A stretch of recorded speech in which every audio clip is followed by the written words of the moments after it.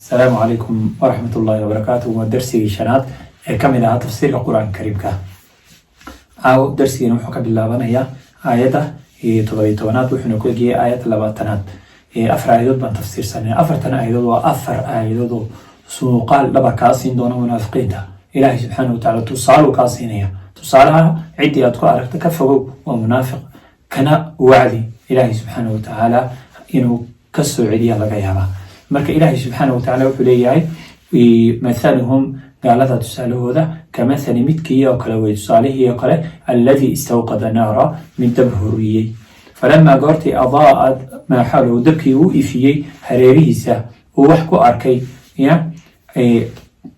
dahaba allahu ilaahay baa la tegey binuurihim iftiinkii uu wax ku arkayay baa ilaahay la tegey وتركهم إلهي وحكا الاحتغي في ظلمات لا يبصر مبدية أنا يوحكو أركينين هل كان تصالان إلهي ونصيني وحوي تقول لمديهين مركب منافقين قار دب إفتين كي نور كي دين تاعها وبحي مرأة لمركو وبحينا إلهي وكلاتي نور كي وأي قلبي كودا حما وضد ظاهر كودا باطن كودا وسان isku mid ahayn saadarteeda ilaahay maadaama uu arkay inay dad xun yihiin nuurkiiba ilaahay qalbigooda inuu guriyo uu diidayo ilaahay mugdiyadii ayuu kaga tagay sumun kuwa markaa dhagala way xaqa inay maqlaan way ka dhagala yihiin bukmun kuwa markaa hadal la way oo xaqi inay ku hadlaan way ka dhagala way ka qatan yihiin oo umyun waa kuwa indhala oo xaqi inay arkaan way ka markaa ay qatan yihiin falahum kuwaasi laa yarjicuuna intooda xaqa kuma soo laabtaan mana gartaan waayo qof dhagala isma afkaranaysaan qof afla iskabada isma afkaranaysaan qof indhal aan iskabadaaba inaad isfahantaan waa ilaahay subxaanahu watacaala qofku intaa iskugu daray balkawar qof intaa uu ilaahay iskugu daray saddexdaas balkawar wax ma garanaya may way aw kasayibin ama waxay la mid yihiin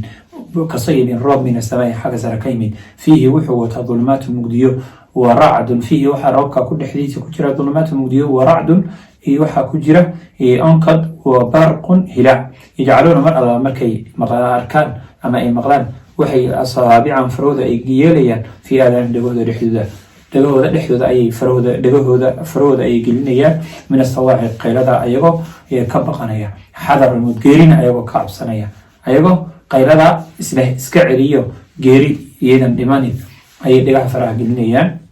wallahu ilaahina muxiitu mid qowoway bilkaafiriina gaalada yakaadu wuxuu u dhow yahay albarqu onkadkii yakhtafu inuu markaa la tago absaarahum aragyada kullamaa markastoo adaa lahum wuxuu u ifo mashow fiihi way soconayaan waidaa adlama markii mugdiyoobana qaamuu way istaageen walow shaa allahu eeba hadduu doono lahaaba wuxuu la tegay ilaa bisamcihim maqalkoodii wa absaarihim aragooda ayuu ilaahay la tegayna ina allaha ilaahina calaa kulli shayin qadiir wax kasta waa awooda